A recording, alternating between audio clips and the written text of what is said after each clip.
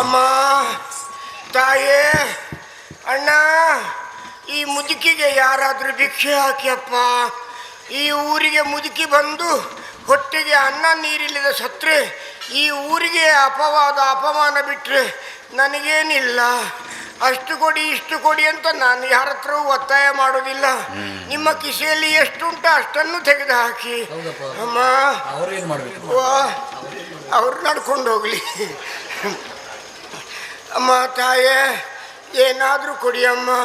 ಮುದುಕಿಗೆ ಕೊಟ್ಟು ನಷ್ಟ ಆಯಿತು ಅಂತ ನೀವು ಯಾರೂ ಯೋಚನೆ ಮಾಡಬೇಡಿ.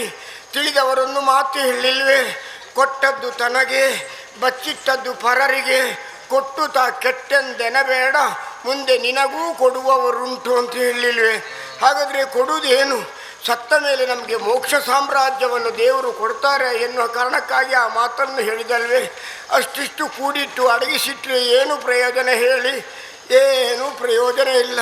ಸಿರಿ ಬಂದ ಕಾಲಕ್ಕೆ ಕರೆದು ದಾನವ ಮಾಡು, ಪರಿಣಾಮವಕ್ಕು ಪದವಕ್ಕು ಕೈಲಾಸ ನೆರೆಮನೆಯ ಹಕ್ಕು ಅಂತ ಹೇಳಿದೆ.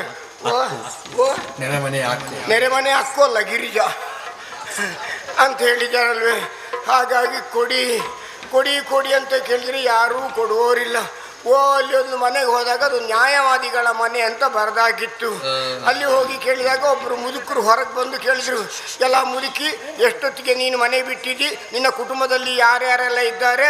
ಎಷ್ಟು ದೊಡ್ಡ ಮನೆ ಸಿಕ್ಕಿತ್ತು, ಎಷ್ಟು ಪಾಪದವರ ಮನೆ ಸಿಕ್ಕಿತ್ತು, ಎಷ್ಟು ಮಧ್ಯಮ ವರ್ಗದವರ ಮನೆ ಸಿಕ್ಕಿತ್ತು, ಯಾವ ಮನೆಯಲ್ಲಿ ಎಷ್ಟೆಷ್ಟು ಕೊಟ್ಟರು, ಇದನ್ನೆಲ್ಲ ಒಂದು ಸಣ್ಣ ಚೀಟಿಯಲ್ಲಿ ಬರೆಕೊಡು, ಅದನ್ನು ಕಚೇರಿಗೆ ಕಳಿಸ್ತೇನೆ.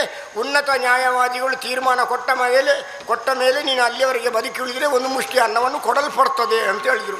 ನ್ಯಾಯವಾದಿಗಳಲ್ಲಿ ಅಷ್ಟೇ ಮಾತಾಡಬೇಕು. ಮತ್ತೊಂದು ಮನೆಗೆ ಹೋದಾಗ ಕಚ್ಚುವ ನಾಯಿಗಳಿಗೆ ಎಚ್ಚರ ಅಂತ ಬರೆದಾಕಿತ್ತು. ಮತ್ತೆ ಅಲ್ಲಿ ಮನುಷ್ಯರಿಲ್ಲ ಅಂತ ಗೊತ್ತಾದ ಮೇಲೆ ನಾನು ಹೋಗಲೇ ಇಲ್ಲ. ಅದೊಂದು ಮನೆಗೆ ನಾನು, ಇವ್ರು ಯಾರು ಬರ್ತಾ ಇದ್ದಾರೆ, ಒಯ್ವೆ ಅಮ್ಮಗಳು ಪೊಯ್ವೆ. ಅಲ್ಲೊಂದು ಮನೆಗೆ ನಾನು ಹೋದಾಗ ಅದು ಕನ್ನಿಕಾ ನಿಲಯ ಅಂತ ಬರೆದಿತ್ತು. ಕನ್ಯೆಯಾದಂಥ ನಾನು ಕನ್ನಿಕಾ ನಿಲಯಕ್ಕೆ ಹೋದಾಗ ಯಥೇಷ್ಟ ಗೌರವದಿಂದ ನನ್ನನ್ನು ಕಂಡರು, ಆಶೀರ್ವಾದ ಮಾಡಿ ಬಂದೆ. ಈ ಮನೆಯಲ್ಲಿ ನಿರಂತರವಾಗಿ ಅನ್ನ ಸಂತರ್ಪಣೆಯು ಕಲಾರಾಧನೆಯು ನಡೀತಾ ಇರಲಂತೇಳಿ ಆಶೀರ್ವಾದ ಮಾಡಿ ಬಂದರಿಂದ ಮುಂದಿನ ವರ್ಷ ಆ ಮನೆ ಇನ್ನೂ ಬೆಳಗಬಹುದೆನ್ನುವ ವಿಶ್ವಾಸ ನನಗುಂಟು. ಆ ಶಬ್ದಾರ್ಥ ಪಾಪ ಒಂದು ಮನುಷ್ಯನಿಗೆ ಮಾತ್ರ ಗೊತ್ತಾದದ್ದು ಕನ್ನಿಕಾ ನಿಲಯದ್ದು ಅಂತೇಳಿದೆ. ಕೆಲವರಿಗೆ ಗೊತ್ತುಂಟು, ಚಪ್ಪಾಳೆ ಹಾಕಿದರೆ ಎಲ್ಲಿ ಮರ್ಯಾದೆ ಹೋಗ್ತದೋ ನಮ್ಮದು ಅಂತೇಳಿ ಸುಮ್ಮನೆ ಕೂತದ್ದು. ಆದ್ದರಿಂದ ಕೆಲವರಿಗೆ ಕೊಡಬೇಕಂತೇಳಿ ಮನಸ್ಸುಂಟು, ಪಾಪ ಒಬ್ಬರು ಕೊಟ್ಟರೆ ಆಮೇಲೆ ನೋಡುವ ಅಂಥೇಳಿ ಕಾಯ್ತಾ ಕೂತವರಿದ್ದಾರೆ. ನೋಡಿ, ಸುಮ್ಮನೆ ಕಟ್ಟಿಟ್ಟು ಏನೂ ಪ್ರಯೋಜನ ಇಲ್ಲ. ಕಟ್ಟಿಟ್ಟಾಗ ನಾವು ಯಾವತ್ತು ನಾಳೆ ಜೀವ ಹೋದಾಗ ಯಾವತ್ತೂ ಅದನ್ನು ತಗೊಂಡು ಹೋಗೋದಕ್ಕೆ ಸಾಧ್ಯ ಇಲ್ಲ. ಪ್ರತಿಯೊಬ್ಬ ಮನುಷ್ಯನಾದವನು ನೆನಪಿಡಬೇಕಾದ ಜೀವನದಲ್ಲಿ ಒಂದೇ ವಿಷಯ, ಎಷ್ಟು ದೊಡ್ಡ ಮನೆ ಕಟ್ಟಿದರೂ ಕೊನೆಗೆ ನಮ್ಮನ್ನು ಮಲಗಿಸುವ ಮನೆ ಅಂತ ಸ್ಮಶಾನ ಬಿಟ್ಟರೆ ಬೇರೆ ಎಲ್ಲಿಯೂ ಮಲಗಿಸುವುದಿಲ್ಲ. ಎಷ್ಟು ಪ್ರಚಾರದ ವ್ಯಕ್ತಿಯಾದರೂ ಕೊನೆಗೆ ಜೀವ ಹೋದ್ಮೇಲೆ ಆ ಹೆಣ ಹೊರಗಿಡು ಅಂತ ಹೇಳ್ತಾರೆ ವಿನಃ ಮನೆಯೊಳಗೆ ತರಬೇಕು ಅಂತ ಯಾರೂ ಹೇಳುವುದಿಲ್ಲ. 25-30 ಲಕ್ಷದ ಮಂಚದಲ್ಲಿ ನಾವು ಮಲಗಿದರೂ ಕೊನೆಗೆ ನಮ್ಮನ್ನು ಮಲಗಿಸುವ ಮಂಚ 4 ತುಂಡು ಕಟ್ಟಿಗೆ ಬಿಟ್ಟರೆ ಬೇರೆ ಎಲ್ಲಿಯೂ ಮಲಗಿಸುವುದಿಲ್ಲ. ಕೊನೆಗೆ ತಾನು ತಗೊಂಡು ಹೋಗ್ತೇನೆ ಅಂತ ಹೇಳಲಿಕ್ಕೆ ಹೆಣದ ಮೇಲೆ ಹಾಕುವ ಬಿಳಿ ಬಟ್ಟೆಯಲ್ಲಿ ಯಾವುದೇ ಕಿಸೆಯ ಜೇಬಿನ ವ್ಯವಸ್ಥೆಗಳಿಲ್ಲ.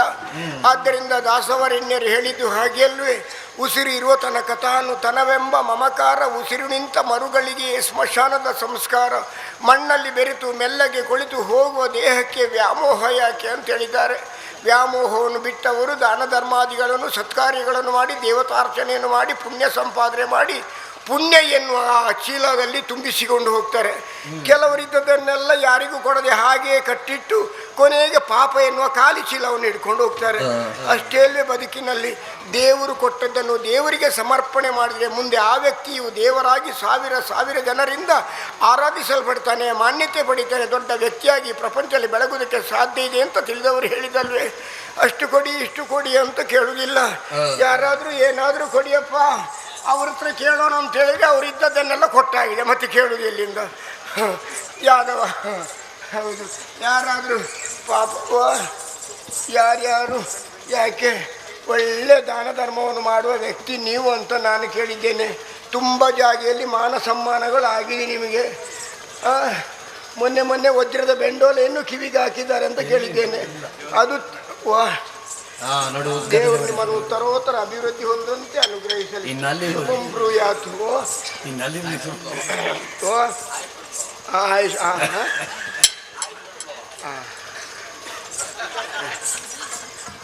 ಆಯುಷ ಅವಳು ಆಯುಷ್ಮಾನ್ ಭವ. ಐಸನ ಭಾವಿ ಐಸನ ಭಾವಿ ಐಸನ ಭಾವೇನ ಫಾತಿಮನ ಭಾವೇನ.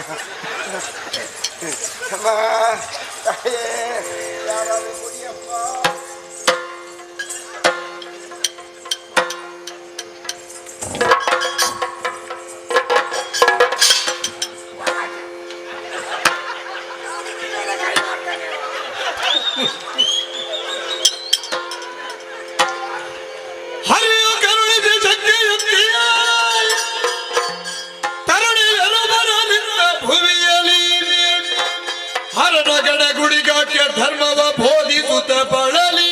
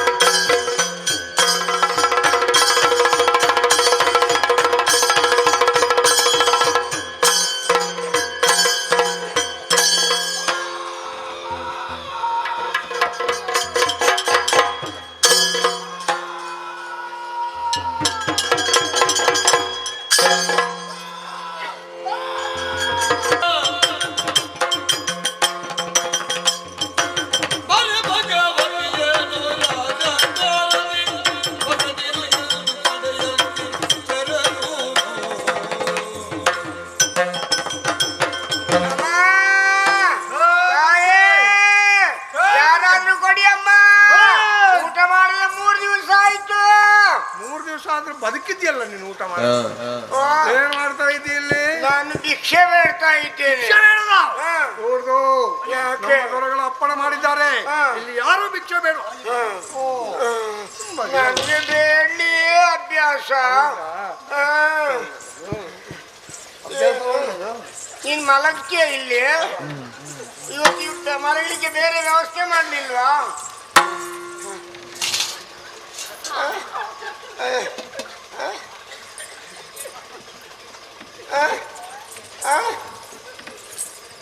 ಕಟ್ಕೊಳ್ತಾ ಇದ್ದಾನೆ, ಕಟ್ಕೊಳ್ತಾ ಇದ್ದಾನೆ. ಯಾರಾದ್ರೂ ಬಂದು ಇವನಿಗೆ ಹೊಡೀರಿ, ಭಿಕ್ಷೆ ಬೇಡುವವ್ರ ಹತ್ರವೇ ಬೇಡ್ತಾ ಇದ್ದಾನೆ ಈ ಪಾಪಿ ಮಗ. ಕಟ್ಕೊಳ್ತಾ ಇದ್ದಾನೆ. ನೀನು ಯಾವಾಗ ಇವತ್ತೇ ಕಟ್ಟಿದೀಯಾ? ಅದು ಕಟ್ಟು ಬೆನ್ನಿಗೆ ಕಟ್ಟದ ನೋಡು. ಒಂದು ನೆನಪಿಟ್ಟುಕೋ, ನಮ್ಮ ಕೈ ಕಾಲು ಗಂಟು ನೋವಾದ್ರೆ ನಮಗೆ ನಡಿಲಿಕ್ಕೆ ಕಷ್ಟ ಆಗ್ತದೆ. ಯಾರ್ಯಾರ ಗಂಟು ಒಳಗಾಕಿದ್ರೆ ಅವರ ಸ್ಥಿತಿ ಏನಾಗ್ತದೆ ಅನ್ನೋ ನೆನಪಿಟ್ಟುಕೋ ನೀನು. ಭಿಕ್ಷೆ ಬೇಡವರ್ಗೆ ಬೇಡ್ತಾ ಇದ್ದಾರೆ, ಸತ್ತು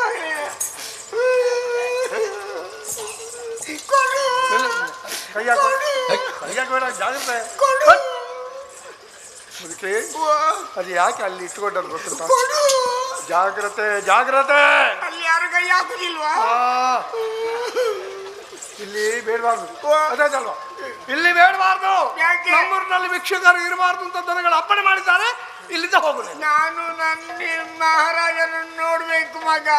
ಮಹಾರಾಜನನ್ನು ನೋಡ್ಬೇಕಾ? ಹೌದು. ಒಂದು ಕೆಲಸ ಮಾಡ. ಓ, ಓ, ಅಲ್ಲಿ ಒಂದು ದೊಡ್ಡ ಮರ ಕಾಣ್ತದ. ಇಲ್ಲ ಕಾಣುದಿಲ್ಲ. ಯಾವ ಮರ? ಮಾವಿನ ಮರ. ಮಾವಿನ ಮರ ನಿನಗೆ ಕಾಣ್ತದ? ವಾಯ್ದೆ ಆಯ್ತು. ನಿನಗೆ ತೋರಿಸಿದ್ದು ನಾನು. ನನಗೆ ಕಾಣುದಿಲ್ಲ. ಆ ಮರದ ಬುಡದಲ್ಲಿ ಕೂತ್ಕೋ. ಹಾ, ಮಹಾರಾಜರು ಸವಾರಿ ಬರ್ತಾರೆ. ಹಾ. ಆವಾಗ ಅವರ ದರ್ಶನ ಆಗ್ತದೆ ನಿನ್ಗೆ. ಈಗ ನಿನ್ನ ಮಹಾರಾಜಂದು ದರ್ಶನ ಉಂಟಾ? ದರ್ಶನ ಅಂದ್ರೆ ನೋಡ್ಲಿಕ್ಕೆ ಸಿಗ್ತಾರೆ ಅಂತ. ಹೌದಾ? ಗೊತ್ತಾಯ್ತಲ್ವಾ? ಹಾಗೆಲ್ಲ ನಾನು ಅಲ್ಲಿ ಕೂತ್ಕೊಳ್ಳೋವಲ್ಲ. ನಾನು ಇಲ್ಲೇ ಕೂತ್ಕೊಳ್ಬೇಕು. ನಿನ್ನ ಮಹಾರಾಜನ್ನು ನೋಡ್ಲೇಬೇಕು. ಯಾಕೆ ನೋಡ್ಬೇಕು? ನಿನ್ನ ಮಹಾರಾಜ ಇದ್ದಾನ? ಏ? ನಿನ್ನ ಅಹಂಕಾರವೇ. ಮಹಾರಾಜ ಇದ್ದಾನ? ಮಹಾರಾಜರು ಇದ್ದಾರಾ ಅಂತ ಕೇಳ್ಬೇಕು. ಆಯ್ತು. ಯಾಕೆ ಇದ್ರೆ ಅವನ ಹತ್ರ ಮಾತಾಡ್ಲಿಕ್ಕುಂಟು. ಅವ ನನ್ನ ಮಗ. ಅವನಿಗೂ ನನಗೂ ಸಂಬಂಧ ಉಂಟು. ಬಡಿದ್ರೆ ಉಂಟಲ್ವಾ? ನಮ್ಮ ತರಗಳ ಯೋಗ್ಯತೆ ಏನು, ನಿಮ್ಮ ಹಣೆ ಬರಹ ಏನು? ಮಗ ಹೌದು. ದಗ ಮಗವ. ಇಲ್ಲ, ಅವ ನನ್ನ ಮಗ. ಇಲ್ಲಿಂದ ಹೋಗುತ್ತೀಯ ಇಲ್ವಾ? ನಾವು ಈಗ ಹೋಗುದಿಲ್ಲ. ಬಿಸಿನೀರು ಹಾಕ್ತೇನೆ ನಿನ್ನ ಮುಸುಡಿಗೆ. ನೀನ್ ನನಗೆ ಬಿಸ್ನೀರ್ ಚೇಪಿದ್ರು ತೊಂದ್ರೆ ಇಲ್ಲ. ನಾನು ಇಲ್ಲೇ ಇರುದು. ಭಯಂಕರ ಚೊರೆ ಮುದುಕಿ ಆಯ್ತಲ್ಲ. ಕಟ್ಕೊಡು. ಗಂಟು ಇಲ್ಲೇ ಇರ್ತದೆ. ಆಯ್ತಾ? ಓ ರಾಯರ! ಓ ರಾಯರ!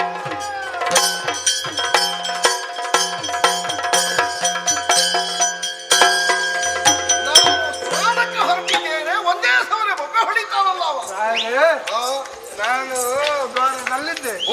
ಆವಾಗ ಒಂದು ಮುದುಕಿ ಬಂತು ನಿಮ್ಮನ್ನು ಕೇಳಿಕೊಂಡು. ಮುದುಕಿ ಹೌದೌದು. ನನ್ನನ್ನು ಕೇಳಿಯೋ? ನಿಮ್ಮನ್ನು ಕೇಳಿ. ಏನೋ ಹಳೆ ಕೈ ನಿನ್ನದು. ಯಾಕೆ? ಏನೋ ತೊಂದ್ರೆ ಮಾಡಿ ನನ್ನನ್ನು ದೂರ ಕೊಡ್ಲಿಕ್ಕೆ ಅಂತ ಕಾಣಬೇಕು. ನನ್ನ ಕೈ ಅಲ್ಲ. ಮತ್ತೆ ಆ ಮುದುಕಿಗೂ ನಿಮಗೂ ಸಂಬಂಧ ಉಂಟಂತೆ. ಸಂಬಂಧ ಏನಾದ್ರೂ ಕೊಟ್ಟು ಕಳಿಸುವುದು ಬಿಟ್ಟು ಬೇಡ ಅಂತ ಮತ್ತೆ ಹಾಗೆಲ್ಲ ತಗೊಳ್ಳುದಿಲ್ಲ. ದೊರೆಯನ್ನು ನೋಡ್ಲೇಬೇಕು. ಮಾತಾಡ್ಲಿಕ್ಕೂ ನನಗೆ ಸಂಬಂಧ. ಏನು ಮಾತು ನನ್ನಲ್ಲಿ? ಸಂಬಂಧ ಉಂಟಂತೆ. ಎಂತ ಸಂಬಂಧ? ನಿಮ್ಮ ಅಮ್ಮ ಅಂತೆ. ನನ್ನ ಅಮ್ಮ ಸತ್ತು ವರ್ಷ ಎಷ್ಟಾಯ್ತು? ಹೆಚ್ಚಿನ ಅಂಶ ಪೂರ್ತಿ ಸಾಯ್ಲಿಲ್ವಾ? ಅದೆಂತದ್ದು? ಅರ್ಧ ಸಾಯ್ತದೆ ಅರ್ಧ ಉಳಿಯುತ್ತದೆ ಅದೆಂತದ್ದು? ಆಗ್ತದೆ ಅದು. ಎಂತದು? ಅರ್ಧ ಸಾಯುದು ಅರ್ಧ ಉಳಿಯುದು. ಹಾಗೆ ಉಳಿದದ್ದು ಅಂತ ಇದೆ. ಎಲ್ಲಿದ್ದಾಳೆ? ನಿಮ್ಮನ್ನು ನೋಡ್ಲೇಬೇಕಂತೆ. ಹೌದಾ? ಓ, ಅಲ್ಲಿ ಕೂತ್ಕೊಂಡು ತೋರಿಸು ನೋಡೋಣ. ಬನ್ನಿ ಬನ್ನಿ ಬನ್ನಿ ಬನ್ನಿ ಬನ್ನಿ ಬನ್ನಿ ನೋಡಿ. ಅಮ್ಮ ದೊರೆಯಗ ಪಡೆಗಿದ ಒಳಪಡೆಗೆ ಬಂದಳು, ಒಳಬಿಡಿ ಬಂದಳು.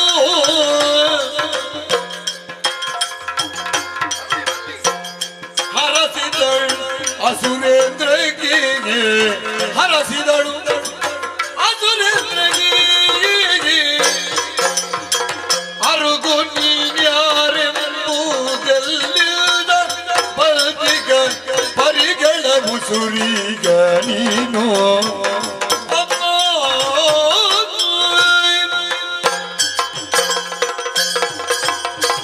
ದೇವ್ರು ಒಳ್ಳೇದು ಮಾಡ್ಲಿ, ಶುಭವಾಗಲಿ. ದೇವರು ಒಳ್ಳೇದು ಮಾಡಿದ್ದಾರೆ ನನ್ನನ್ನು. ಓ, ಇಷ್ಟಾರ್ಥ ಸಿದ್ಧಿಯಾಗಲಿ. ನೀ ಆಶೀರ್ವಾದ ಕೊಡ್ಲಿಕ್ಕೆ ಬಂದದ್ದ ಇಲ್ಲಿಗೆ? ಓ, ಆಶೀರ್ವಾದ ಕೊಡ್ಲಿಕ್ಕೆ ಬಂದದ್ದ? ಯಾಕೆ? ಅದಲ್ಲ, ನಾನು ಆಶೀರ್ವಾದ ಕೊಟ್ಟದೇನು ತಪ್ಪಾಯ್ತಾ? ತೊಂದರೆ ಇಲ್ಲ ಬಿಡು. ಓ, ನೀ ಇವನಲ್ಲಿ ಕೇಳಿದೆಯಂತೆ ಓ, ನಾನು ನಿನಗೇನೋ ಆಗಬೇಕು ಹಾಗೆಲ್ಲ. ಹೌದು. ನೀ ಎಲ್ಲಿಂದ ಬಂದೆ? ಓ, ಏನ್ ನಿನ್ನ ವಿಷಯ? ಎಂತದ್ದು ಸಂಗತಿ ಅಂತ ಅರ್ಥ ಆಗ್ಲಿಲ್ಲ ನನಗೆ. ಅದು ಅಸುರೇಂದ್ರ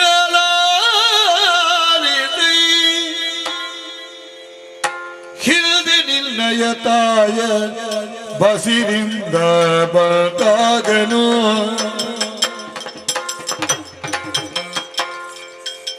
ಎಸವ ಮೊಲೆಯದಿತ್ತು, ಎಸವ ಮೊಲೆಯ ಹಾಲದಿತ್ತು ಸಾಕಿದೆ ನಾನು. ಮುಸಿಯಲ್ಲ ನಿಲ್ಲಾಣಿ ದಿಟವೋ ಮಗ. ಅಸುರೇಂದ್ರಲಾಲಿತು ಮಗ.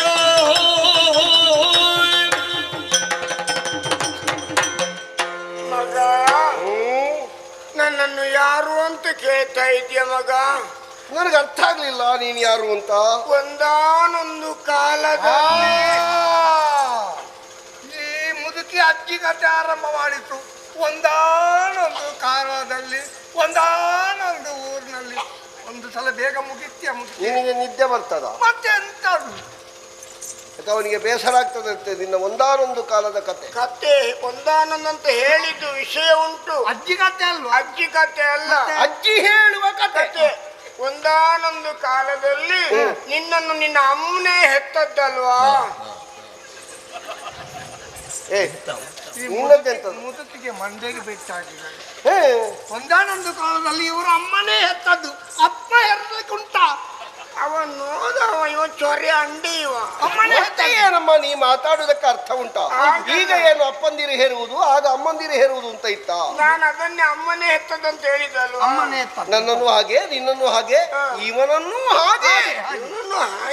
ಹಾಗೆ ಮತ್ತೆ ಇವ 6 ತಿಂಗಳು ಕುಡಿದವರಾಗಿ ಮಾತಾಡ್ತಾನೆ.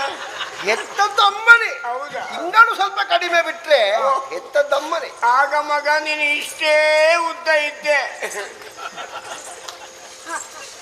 ಎಂತದ? ನೀವು ಹುಟ್ಟುವಾಗಲೇ ಈ ರೀತಿ ಇದ್ರೆ ಆ ತಾಯಿಯ ಹೊಟ್ಟೆ ಯಾಕೆ ಆದೀತು? ಇವ ಸ್ವಲ್ಪ ಅವಸರಕ್ಕೆ ಹುಟ್ಟಿದವ. ನೀ ಹೇಳುವುದು ಪೂರ್ತಿ ಸರಿ ಇಲ್ಲ. ಮತ್ತೆ ಹುಟ್ಟುವಾಗ ಮಕ್ಕಳು ಇಷ್ಟು ಉದ್ದ ಅಲ್ಲದೆ ಮತ್ತೆ ಎಷ್ಟು ಉದ್ದ ಇರ್ತಾರಮ್ಮ? ಅಷ್ಟೇ ಉದ್ದ. ಕೆಲವರೆಲ್ಲ ಹುಟ್ಟಿ ಸ್ವಲ್ಪ ಬೆಳೆದ್ರು, ಬಹಳ ಪ್ರಾಯ ಆದ್ರೂ ಒಂದು ಇಷ್ಟಕ್ಕಿಂತ ಹೆಚ್ಚು ಉದ್ದವೇ ಆಗುದಿಲ್ಲ. ಏನ್ ಮಾಡುದು ಹೇಳು? ಆದ್ರೂ ಗಟ್ಟಿ ಮುಟ್ಟಾಗಿ ಇರ್ತಾರಲ್ಲ. ಆಗ ನಿನಗೆ ಮೊಲೆಯೇ ಇರ್ಲಿಲ್ಲ ಮಗ. ನಿನಗೆ ಎಂತದಾಗ್ತದ? ಮುದುಕಿಗೆ ತಲೆ ಹಾಳಾಗಿದೆ. ಏನೇನು ಗಂಡು ಮಕ್ಕಳಿಗೆ ಅದು ಇರ್ತಾರ. ಏನಮ್ಮ ನೀನೊಂದು ಹೇಳಲಿಕ್ಕೆ ಅವನೊಂದು ಕೇಳಲಿಕ್ಕೆ. ಗಂಡಸರಿಗೆ ಅದು ಇರ್ತದ? ಅದಲ್ಲ ಮಗನೇ, ನಿನಗೆ ಕುಡಿಯುವುದಕ್ಕೆ ಮೊಲೆ ಹಾಲಿರ್ಲಿಲ್ಲ, ಅಮ್ಮನ ಎದೆ ಹಾಲಿರ್ಲಿಲ್ಲ. ಪೂರ ವಾಕ್ಯ ಪೂರ್ಣ ಮಾಡುವ ಮೊದಲೇ ಅವ ಬಾಯಿ ಹಾಕಿದೆ. ನಾನು ಮುಂದುವರಿಸ ಈಗ. ಆಗ ಅಳುತ್ತಿದ್ದ ನಿನಗೆ ಇದೇ ಎದೆ ಹಾಲನ್ನು ಕೊಟ್ಟ ತಾಯಿ ನಾನು ಮಗ.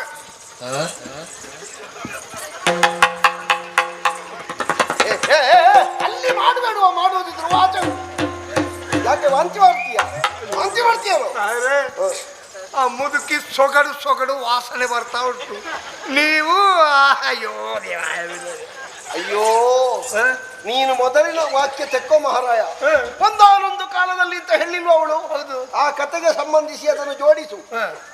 ನಾನು ಸಣ್ಣ ಮಗಿರುವಾಗ ಇವಳು ಹೇಗಿರ್ಲಿಕ್ಕೆ ಸಾಧ್ಯ? ಒಂದು ಮಗುವಿನ ತಾಯಿಯಾಗಿದ್ದಿರ್ಲಿಕ್ಕೂ ಸಾಕು. ಸ್ವಂತಕಾರ್ತಿಯಾದ ಇವಳ ಎದೆ ಹಾಲು ಆವಾಗ ಕುಡಿಬಹುದು. ಈಗ ಬರುವ ವಾಸನೆಯನ್ನು ಆ ಹಾಲನ್ನು ಒಟ್ಟಿಗೆ ಸೇರಿಸಬೇಡ. ಮಗ, ಇದೇ ಎದೆ ಹಾಲನ್ನು ಕೊಟ್ಟು ಸಾಕಿದಂತ ನಿನ್ನ ತಾಯಿ ನಾನು ಮಗ. ಮಾತೆಯುವುದ ಕೇಳಿ ಖ್ಯಾತದರು ಪ್ರೀತಿಯಲಿ ಪದಕೆರಗಿ ಈ ತೆರ ಬಳಲಿಕೆ ಯಾತಕ್ಕೆ ಪೇಣವ್ವ ಸಂಪ್ರೀತಿಯು ಉಸುರವ್ವ ನೀನೋ ನೋಡ್ತಾ ಇದ್ದೇನೆ. ಯಾರವಳು? ನಿಮ್ಮ ಅಮ್ಮ ಅಂತ. ನನ್ನ ಅಮ್ಮ ಅಲ್ಲಿ ಕೂತ್ಕೊಳ್ಳುದ? ಕೂತ್ಕೊಳ್ಳುವ. ಎಬ್ಬಿಸು, ಮೇಲೆ ಕೂತ್ಕೊಳ್ಳಿಸು. ಸಣ್ಣ ಸಣ್ಣ ನೋವಾಗ್ತದೆ.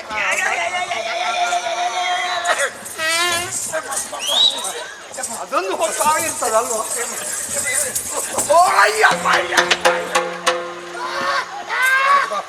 ಸರಿ ಕೂತ್ಕೊಳ್ಳಿ.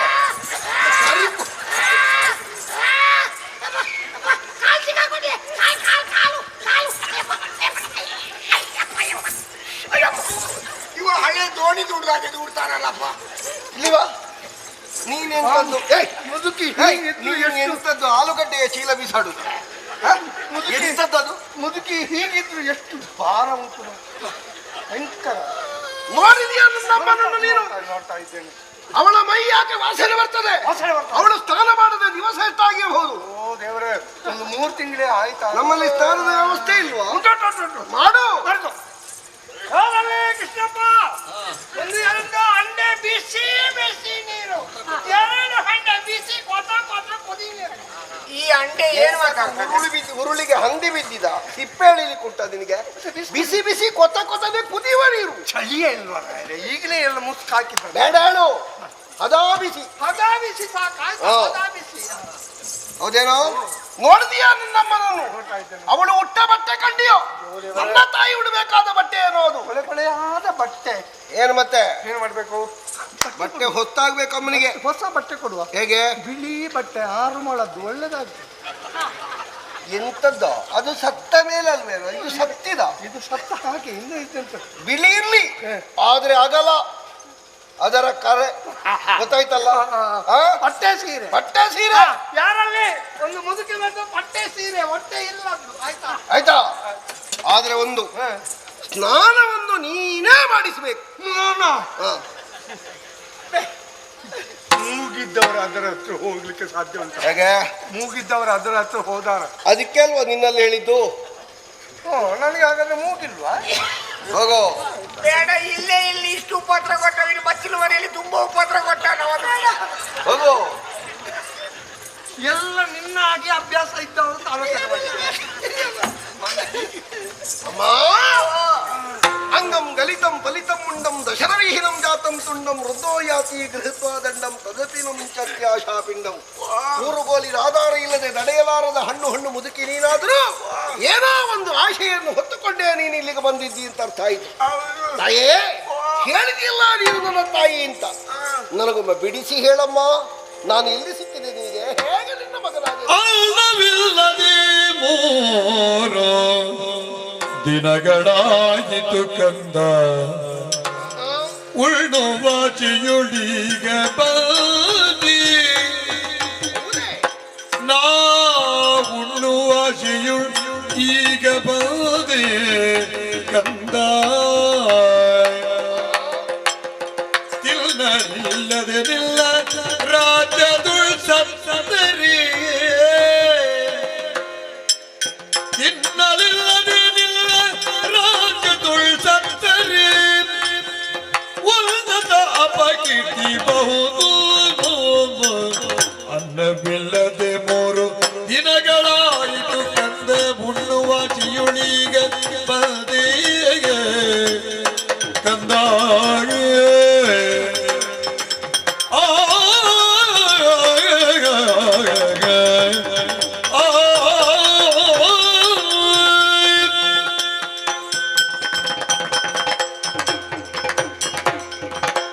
ಮಗನೇ, ಏನಮ್ಮ? ಹೊಟ್ಟೆ ಹಸಿವನ್ನು ತಡಿಲಿಕ್ಕಾಗದೆ ತಾಳಲಾರದೆ ಬೇಡ್ತಾ ನಾನು ಬಂದೆ ಮಗನೇ. ನಿನ್ನ ಬದುಕಿನಲ್ಲಿ ನಡೆದಂತ ಒಂದು ಘಟನೆಯನ್ನು ನಾನು ನಿನಗೆ ನೆನಪು ಮಾಡ್ತೇನೆ. ಯಾವುದದು? ಒಂದು ದಿವಸ ನಾನು ಹೆತ್ತಂತ ಒಂದು ಮಗು ಸತ್ತೋಯ್ತು ಮಗನೇ. ನಿನ್ನ ಮಗು ಸಾವನ್ನು ಕಂಡಿತೆ? ಹೌದು. ಆ ಬಳಿಕ ಆ ಮಗುವನ್ನು ಸ್ಮಶಾನದಲ್ಲಿ ಹೂತಾಕಿ ಬರುವಾಗ ಸ್ಮಶಾನದ ಹೊರಬದಿಯಲ್ಲಿ ಒಂದು ಹೆಂಗಸು ಸತ್ತು ಬಿದ್ದಿತ್ತು. ಅದರ ಎದೆ ಮೇಲೆ ಮಗುವೊಂದು ಕುಳಿತು ಅಳುತ್ತಾ ಇತ್ತು. ತಾಯಿ ಹಾಲಿಗೆ ಬೇಕಾಗಿ ಹಪಹಪಿಸ್ತಾ ಇತ್ತು. ನನ್ನ ಎದೆಯಲ್ಲಿ ಹಾಲು ಉಕ್ಕಿ ಹರಿತಾ ಇತ್ತು. ಆ ಹೆಣಕ್ಕೊಂದು ವ್ಯವಸ್ಥೆಯನ್ನು ಮಾಡಿ ಅಳುತ್ತಿದ್ದಂತ ಮಗುವನ್ನೆತ್ತಿ ನನ್ನ ಎದೆ ಹಾಲನ್ನು ಉಣ್ಣಿಸಿದೆ ಮಗನೇ. ನೋಡಿದೆಯಮ್ಮ, ಎಲ್ಲಿಂದ ಎಲ್ಲಿಯವರೆಗಿನ ವಿಪರ್ಯಾಸ. ಅನ್ನ ಇದ್ದವನಿಗೆ ಹಸಿವಿಲ್ಲ, ಹಸಿವಿದ್ದವನಿಗೆ ಅನ್ನ ಇಲ್ಲ. ಎದೆ ಹಾಲು ಬೇಕು ಅಂತ ಆ ಮಗು ಚಟಪಡಿಸುವಾಗ ತಾಯಿಗೆ ಜೀವ ಇಲ್ಲ. ಹಾಲುಕ್ಕಿ ಎದೆಯಲ್ಲಿ ಹಾಲುಂಟು ಅಂತ ಹೇಳುವ ತಾಯಿಗೆ ಉಣ್ಣುವುದಕ್ಕೆ ಮಗು ಇಲ್ಲ. ಯೋಗಾನುಯೋಗದಿಂದ ಸತ್ತ ತಾಯಿಯ ಮಗು ಸತ್ತ ತಾಯಿ ಒಂದಾಯ್ತಲ್ಲ. ಹೌದು ಮಗನೇ. ಆ ಮಗುವನ್ನು ಸಾಕ್ತಾ ಬೆಳೆಸುತ್ತಾ ಬಂದೆ. ಆ ಮಗು ವಿದ್ಯಾವಂತನಾಗಬೇಕು, ನನ್ನ ಸಾಯುವ ಕಾಲದಲ್ಲಿ ನನಗೆ ಆಧಾರವಾಗಿ 3 ಗೋಲಾಗಿ ಆ ಮಗು ನಿಲ್ಲಬೇಕು ಅಂತೇಳಿ ಅವರನ್ನು ಓದಿಸಬೇಕಂತೇಳಿ ಬೇರೆ ಬೇರೆ ಊರಿಗೆ ಹೋಗಿ ಭಿಕ್ಷೆ ಬೇಡಿ ನಾನು ತಂದು ಸಾಕುತ್ತಿದ್ದೆ ಮಗನೇ. ಒಂದು ದಿವಸದಲ್ಲಿ ದೂರದ ಊರಿಗೆ ಹೋದೆ. ಬರುವಾಗ ಕತ್ತಲಾಯಿತು. ಮನೆ ಹತ್ರ ಬರುವಾಗ ಮಗು ಇರಲಿಲ್ಲ. ಸಿಕ್ಕಿದವರಲ್ಲಿ ಕೇಳಿದೆ, ನನ್ನ ಮಗನನ್ನು ನೋಡಿದಿರಾ, ನನ್ನ ಮಗನನ್ನು ಕಂಡಿರಾ ಅಂತ ಹೇಳಿ. ಯಾರು ನನ್ನ ಪ್ರಶ್ನೆಗೆ ಉತ್ತರ ಕೊಡಲಿಲ್ಲ. ಸಾಕಿದ ಮಗನು ಸತ್ತೋಯ್ತು, ಎಲ್ಲಿ ಹೋದ ಅಂತೇಳಿ ಯೋಚನೆ ಮಾಡುತ್ತಾ ಹುಡುಕುತ್ತಾ ಎಷ್ಟೋ ದೂರದ ಊರಿಗೆ ಹೋದೆ ಮಗನೇ. ಇಷ್ಟು ವರ್ಷ ಆಯ್ತು ನನ್ನ ಮಗ ನನಗೆ ಸಿಗಲೇ ಇಲ್ಲ. ಹಾಗಾದ್ರೆ ಬೇಕಾದ್ರೆ ಹೀಗೆ ಊರಿಗೆ ಬರುವಾಗ ಯಾರೋ ಹೇಳಿದ್ರು ಹೃದಯ ಶ್ರೀಮಂತಿಗೆ ನೊಂದಿ 4 ಜನರಿಗೆ ಬೇಕಾದವರಾಗಿ 4 ಮಧ್ಯೆ ನಗುವಂಥದ ನಗುತ್ತಲೇ ಬದುಕುತ್ತಿರುವಂತ ಒಬ್ಬ ದಾರಿಕ ಹಸುರ ಇದ್ದಾನೆ ಅಂತ ಪಕ್ಕನೆ ನೆನಪಾಯಿತು. ಆವತ್ತು ದಾರಿಯಲ್ಲಿ ಸಿಕ್ಕಿದ ಮಗು, ಆದ್ದರಿಂದ ಅವನಿಗೆ ದಾರಿಕ ಅಂತ ನಾನು ಹೆಸರಿಟ್ಟಿದೆ. ಅವನೇ ಆಗಿರಬಹುದು ಅಂತ ಯೋಚನೆ ಮಾಡಿ ಈ ಊರಿಗೆ ಬಂದಾಗ ಆ ಮಗು ನೀನೇ ಅಂತ ಗೊತ್ತಾಯಿತು. ಕೊನೆಯ ಬಾರಿ ನಿನ್ನನ್ನೊಮ್ಮೆ ನೋಡಿ ಹೋಗೋಣ ಅಂತೇಳಿ ತಾಯಿ ಆದಂತ ನಾನು ಬಂದೆ ಮಗನೇ. ಈ ಊರಿಗೆ ಬಂದು 3 ದಿವಸ ಆಯಿತು. ಹೊಟ್ಟೆಗೆ ಅನ್ನ ನೀರಿಲ್ಲದೆ ಸತ್ತರೆ ನನ್ನ ಮಗನಾದಂತ ನಿನಗೆ ಅಪಕೀರ್ತಿ ಬಿಟ್ಟರೆ ಬೇರೆ ಯಾರು ಇಲ್ಲ ಮಗನೇ. ಊಟ ಮಾಡದೆ 3 ದಿವಸ ಆಯ್ತಪ್ಪ. ಗೆಂದ ನುಡಿಯ ಕೇಳುತ್ತ ಸುರನದ ಸಹಜ ಕಾರ್ಯ ಕಿಣುತ್ತ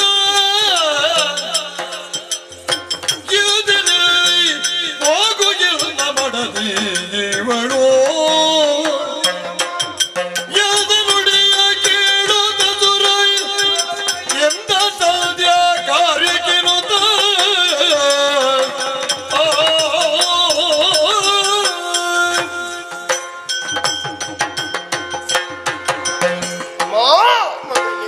ಕರುಳು ಕತ್ತರಿಸಬಹುದಾದಂತಹ ಘಟನೆಯನ್ನು ಕೇಳಿದಾಗ ನಾನೇ ತಳ್ಳನಕ್ಕೊಳಗಾದೆ. ಹೌದೇ ಮಗನೇ? ಹೆತ್ತ ತಾಯಿಯನ್ನು ಕಂಡಿರ್ಲಿಲ್ಲ, ಪಡೆದ ಅಪ್ಪನನ್ನು ನಾನು ನೋಡಿರ್ಲಿಲ್ಲ. ಅನಾಥ ನಾನು ಲೋಕದಲ್ಲಿ ಏನೋ ಸಾಧಿಸಿದೆ. ಗೊತ್ತು ಗುರಿ ಇಲ್ಲದೆ ಬಿಲ್ಲಿನಿಂದ ಹೊರಟ ಬಾಣದ ಹಾಗೆ ಇನ್ನು ಮುನ್ನುಗ್ಗುತ್ತಲೇ ಇದ್ದೇನೆ. ಗುರು ಮುಟ್ಟುವಲ್ಲಿ ಎಷ್ಟು ಸಮಯ ಬೇಕು ಅಂತ ನಾನು ಕಾಯ್ತಾ ಇದ್ದೇನೆ. ಆದ್ರೆ ನನ್ನ ಸಾಕು ತಾಯಿ, ಅಮ್ಮ ನೀ ನನ್ನನ್ನು ಸಾಕಿದ ತಾಯಿ, ಹೌದು ಮಗನೇ. ಈಗಲಾದರೂ ಹುಡುಕಿ ಬಂದೆಯಲ್ಲ, ನಿನ್ನ ಗೋಳು ಸಾಕು ತಾಯಿ. ಹೌದಾ ಮಗನೇ? ನಿನ್ನ ಮಗ ಇದ್ದಾನೆ, ನಿನ್ನನ್ನು ಸಾಕುವುದಕ್ಕೆ ನಿನ್ನ ಮಗ ಇದ್ದಾನೆ. ಎಷ್ಟು ಚಂದ ಹೇಳಿಬಿಟ್ಟೆ ಮಗನೇ. ನಾನು ನಿನ್ನನ್ನು ಸಾಕಿದ್ದೇನೆ, ಕೊನೆಯ ಕಾಲದಲ್ಲಿ ನನ್ನನ್ನು ನೀನು ಸಾಕ್ತಿ ಅಂತ ಎಷ್ಟು ಚಂದದಲ್ಲಿ ಹೇಳಿದೆ. ಈ ಪ್ರಪಂಚದಲ್ಲಿ ನಿನ್ನ ಹಾಗೆ ಎಲ್ಲ ಮಕ್ಕಳು ಇರ್ತಿದ್ರೆ ವೃದ್ಧಾಶ್ರಮ ಅನಾಥಾಶ್ರಮ ಅಂತ ಇರ್ತಿರ್ಲಿಲ್ಲ ಮಗನೇ. ಇತ್ತೀಚೆಗೆ ನಡೆದಂತ ಒಂದು ಘಟನೆಯನ್ನು ನಾನು ನಿನಗೆ ನೆನಪಿ ಮಾಡ್ತೇನೆ. 2 ಜನ ಗಂಡು ಮಕ್ಕಳು 2 ಜನ ಹೆಣ್ಣು ಮಕ್ಕಳು ಒಂದು ಮುದುಕಿಗೆ ಉನ್ನತ ವ್ಯಾಸಂಗ ಮಾಡಿಸಿ 4 ಮದುವೆ ಮಾಡಿಸಿದ್ರು. ಆದ್ರೆ ಮುದುಕಿಗೆ ಒಂದು ದಿವಸ ಸೌಖ್ಯಲ್ಲಿದ್ದು ಜೋರಾದಾಗ 4 ಮಕ್ಕಳಿಗೆ ಹೇಳಿಕೆಯನ್ನು ಕಳಿಸಿದಾಗ 4 ಮಕ್ಕಳು ತನ್ನ ಗಂಡನಿಗೂ ಹುಷಾರಿಲ್ಲ, ನನಗೆ ಕಚೇರಿಯಲ್ಲಿ ಕೆಲಸ ಉಂಟು, ನನ್ನ ಮಗುಗೂ ಹುಷಾರಿಲ್ಲ ಅಂತೇಳಿ ಆ ವರದಿಯೇ ಕೊಟ್ಟರು ವಿನಃ ಯಾರೂ ಬರಲಿಲ್ಲ. ಕೊನೆಗೆ ಪಕ್ಕದ ಮನೆಯವ ಮುದುಕಿಯನ್ನು ತಗೊಂಡೋಗಿ ಔಷಧಾಲಯಕ್ಕೆ ಸೇರಿಸಿದ. 1 ತಿಂಗಳಾದ್ರೂ ಮಕ್ಕಳು ಬರಲಿಲ್ಲ. ಚಿಕಿತ್ಸೆ ಮಾಡಿ ಮುದುಕಿ ಹೇಗಾದ್ರೂ ಬದುಕಿ ಬಂದ್ಲು. ಮನೆ ಹತ್ರ ಬರುವಾಗ ಇವಳನ್ನು ನೋಡಿದಂತ ನಾಯಿ ಒಂದು ಹಾರಿ ಬಂದು ಮುದುಕಿಯನ್ನು ಅಪ್ಪಿ ಹಿಡಿದು ಮುದುಕಿಯ ಮುಖವನ್ನು ನೆಕ್ಕಲಿಕ್ಕೆ ನೋಡ್ತಾ ಇತ್ತು. ಆಗ ಮುದುಕಿ ಹೇಳಿದ್ಲು, ನನ್ನ ಮಕ್ಕಳಿಗೆ ತುಪ್ಪದನ್ನವನ್ನು ಕೊಟ್ಟು ನಾಯಿಯಾದಂತ ನಿನಗೆ ನಾನು ತಿಳಿ ಹಾಕಿದೆ. ತುಪ್ಪದನ್ನವನ್ನು ಊಟ ಮಾಡಿದ ನನ್ನ ಮಕ್ಕಳು ಬರಲಿಲ್ಲ, ತಿಳಿ ಕುಡಿದಂತ ನೀನು ಬಂದು ನನ್ನನ್ನು ಅಪ್ಪಿಡಿತಾ ಇದೀಯಾ. ನನ್ನ ಹೊಟ್ಟೆಯಲ್ಲಿ ನಾಯಿ ನೀನು ಹುಟ್ಟಿದ್ರೆ ನನ್ನ ಬದುಕು ಸಾರ್ಥಕ ಆಗ್ತಿತ್ತು ಅಂತ ಹೇಳಿದ್ಲು. ಅಂತ ಮಕ್ಕಳಿರುವ ಸ್ಥಿತಿಯಲ್ಲಿ ಸಾಕು ಮಗನ ಅಂತ ನೀನು ನನ್ನನ್ನು ಸಾಕ್ತೇನೆ ಅಂತ ಹೇಳ್ತಾ ಇದೆಯಲ್ಲ ಮಗನೇ, ಧನ್ಯನಾದೆಪ್ಪ, ಧನ್ಯನಾದೆ. ನೀ ಹೇಳಿದ ಘಟನೆ ಎಲ್ಲಿ, ಯಾಕೆ, ಹೇಗೆ ಅಂತ ಬೇಡ. ಅವರವರು ಹಾಗಾಗಿ ಮಾಡಿದ್ದಾರೆ ಅಂತ ಆದ್ರೆ ಒಂದು ಸಾಲ ಕಟ್ಟಿಕೊಂಡಿದ್ದಾರೆ ಅಂತ ಲೆಕ್ಕ. ಯಾರು ತಂದೆ ತಾಯಿಗಳನ್ನು ಈ ಲೋಕದಲ್ಲಿ ನೋಡುವುದಿಲ್ವೋ, ತನ್ನ ಮಕ್ಕಳು ತನ್ನ ಗಂಡ ಅಂತ ಬಾಕಿ ಉಳಿಯುತ್ತಾರೋ ಅವರಿಗೂ ಕಡೆಗೆ ಸಿಕ್ಕುವುದೇ. ಅವರ ಸಾಲ ಚಕ್ರಾಕಾರವಾಗಿ ಸುತ್ತುತ್ತಿರುವುದಲ್ಲ, ಬಡ್ಡಿ ಸಹಿತ ಅಲ್ಲಿ ವಸೂಲಾತಿ ಆಗ್ತದೆ. ನೋಡೋ ಇರಲಿ ಮಗನೇ, ಕೊಟ್ಟ ದೇವರು ಕೊಂಡು ಹೋಗುವುದಕ್ಕಿಂತ ಮೊದಲು ಏನೆಲ್ಲ ಗಂಟು ಇಟ್ಟಿದ್ದಾನೋ ಅಲ್ಲೆಲ್ಲ ಏನೆಲ್ಲ ಉಂಟು ಮಾಡಿಯೇ ಮಾಡ್ತಾನೆ. ಅದು ಬಿಡು ತಾಯೇ, ನಿನ್ನ ಸಾಕು ಮಗ ನಾನಿದ್ದೇನೆ. ನನ್ನನ್ನು ಬಳಿ ಬಂದಿಯಲ್ಲ, ನೀನಿಲ್ಲಿ ಸತ್ತೆ ಅಂತ ಆದ್ರೆ ಹುತ್ತದ ಬಳಿಯಲ್ಲಿ ಹಾವೊಂದು ಸತ್ತ ಹಾಗೆ. ಸತ್ತಿತು ಅಂತ ಆದ್ರೆ ಹಾವಿಗೆ ಅದರಿಂದ ದೋಷ ಇಲ್ಲ, ಹುತ್ತಕ್ಕದರಿಂದ ದೋಷ. ಮಗನ ಬಳಿಯಲ್ಲಿ ತಾಯಿಯ ಸಾವಾಯಿತು ಅಂತ ಆದ್ರೆ ಅದರಲ್ಲಿಯೂ ಅನ್ನ ಇಲ್ಲದೆ 3 ದಿನದಿಂದ ನೀನು ಕೊರಗುತ್ತೇವೆ ಅಂತ ಹೇಳುವಾಗ ನನ್ನ ಕರುಳು ತಿರುಗುತ್ತಾ ಉಂಟಮ್ಮ. ನೋಡೋ, ನಿನಗೇನು ಬೇಕೋ ಅದನ್ನು ಈ ಕಾಲಕ್ಕೆ ಕೊಡುವುದಕ್ಕೆ ನಾನು ಸಮರ್ಥನಲ್ಲ. ಸಂಧ್ಯಾ ವಂದನೆ ಕಾಲ, ನದಿಗೆ ಹೋಗಿ ಸ್ನಾನಾದಿ ಕರ್ಮಗಳನ್ನು ತೀರಿಸಿ ನಾನು ಪೂಜೆಗೆ ಹೋಗಬೇಕಾದ ಹೊತ್ತಿದು. ಹೌದಾ ಮಗನೇ? ಅಮ್ಮ, ಚಕ್ರಾರಾಧನೆಯಲ್ಲಿದ್ದೇನೆ ನಾನು. ನನ್ನ ಶ್ರೇಯೋಭಿವೃದ್ಧಿಗೆ ಕಾರಣೀಭೂತವಾದ ಚಕ್ರವನ್ನು ಆರಾಧಿಸಿ ಮತ್ತೆ ಏನಿದ್ರು ಮತ್ತೆ ಮತ್ತೆ ಹೌದಾ? ಆದ್ರೆ ಒಂದು ಏನು, ಉಣ್ಣುವುದಕ್ಕಾಗಿ ಬಂದ, ಅನ್ನ ಬೇಕು ಅಂತ ಬೇಡಿ ಬಂದ ನಿನಗೆ ನಾ ಬರುವಲ್ಲಿವರೆಗೆ ಕಾಯು ಅಂತ ಹೇಳುವ ಉದ್ದಟತನ ನನ್ನದ್ದಲ್ಲ. ಮತ್ತೆ ನೀ ಹೋಗು. ಓ ನೋಡಲ್ಲಿ ಮಾಳಿಗೆ ಮೇಲೆ ಮಾಳಿಗೆ ಕಾಣಿಸ್ತದ. ಒಬ್ಬ ಭಿಕ್ಷುಕಿಯ ಮಗನಾದ್ರೂ ಎಷ್ಟು ದೊಡ್ಡ ಮಾಳಿಗೆಯ ಮನೆಯನ್ನು ಕಟ್ಟಿದ್ದಿ ಮಗನೇ ನೀನು. ಅಮ್ಮ ಅಲ್ಲಿಗೆ ಹೋಗು. ಹ. ಅದು ನನ್ನ ಮನೆ ಅಲ್ಲ, ಅದು ನಮ್ಮ ಮನೆ.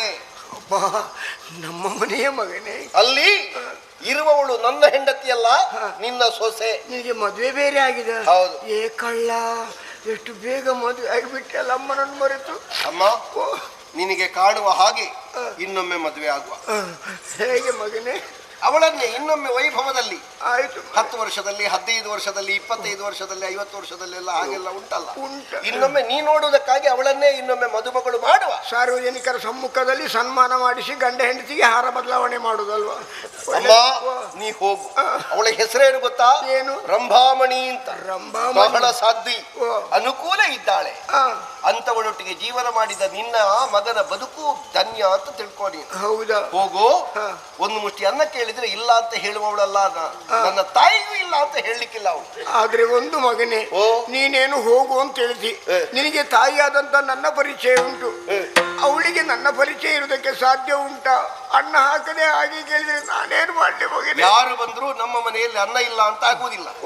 ನೀ ಹೇಳಬೇಕಾದ್ರೆ ನನ್ನ ತಾಯಿ ಅಂತ ಖಂಡಿತ ಕೊಟ್ಟೇ ಕೊಡ್ತಾಳೆ.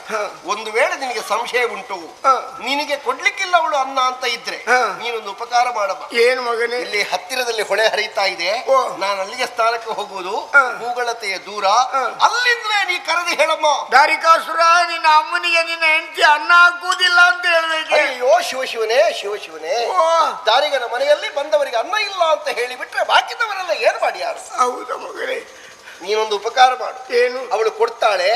ಕೊಡದೇ ಇದ್ರೆ, ನೀ ಕೇಳಿದ್ದು ಸಿಕ್ಕದೇ ಇದ್ರೆ ಒಂದು ವಾಕ್ಯದಲ್ಲಿ ಕೆಲಸ ಮುಗಿಸು. ಹೇಗೆ ಮಗನೇ? ಅಮ್ಮ ಮಗ ಸಂಬಂಧ ಬೇಡ, ಮತ್ತೆ ಮಾತಾಡುವ ನಾವು. ಬೇಡ. ನಾನು ಊರಿಗೆ ಅರಸ. ಓ ರಾಯರೇ, ಇಲ್ಲಿ ನಾ ಕೇಳಿದ್ದನ್ನು ಕೊಡ್ತಾ ಇಲ್ಲ. ಎಂತದ್ದು ಅಂತ ನಿನಗೂ ಗೊತ್ತು, ನನಗೂ ಗೊತ್ತು.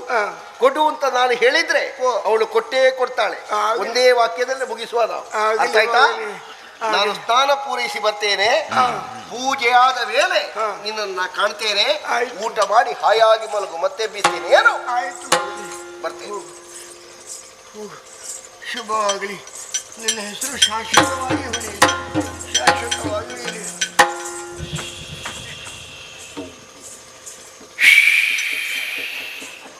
ಅಬ್ಬ, ಯಾರಿಗೂ ಗೊತ್ತಾಗಲಿಲ್ಲ. ಭಗವತಿಯಾದಂಥ ನಾನು ಈ ರೂಪವನ್ನು ಧರಿಸಿ ಅವನ ಮುಂದೆ ಬೇಡ್ತಾ ನಿಂತಿದ್ದೇನೆ. ಅವನು ತಾಯಿ ಅಂತಲೇ ತಿಳಿದಿದ್ದಾನೆ.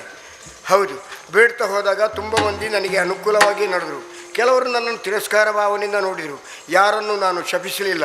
ಯಾರೆಲ್ಲ ದಾನ ಧರ್ಮಾದಿಗಳನ್ನು ಮಾಡಿದಾರೋ ಅವರಿಗೆ ಶಾಶ್ವತವಾದಂಥ ಸುಖ ಸಿಗಲಿ ಅಂತೇಳಿ ಆಶೀರ್ವಾದ ಮಾಡಿದ್ದೇನೆ. ನನ್ನ ನಾಲಿಗೆಯಲ್ಲಿ ಬಂದ ಮಾತುಗಳು ಅವರ ಬದುಕಿನಲ್ಲಿ ಸತ್ಯವಾಗಲಿ ಅಂತೇಳಿ ಆಶೀರ್ವದಿಸಿ ನಾನು ಬಂದಿದ್ದೇನೆ.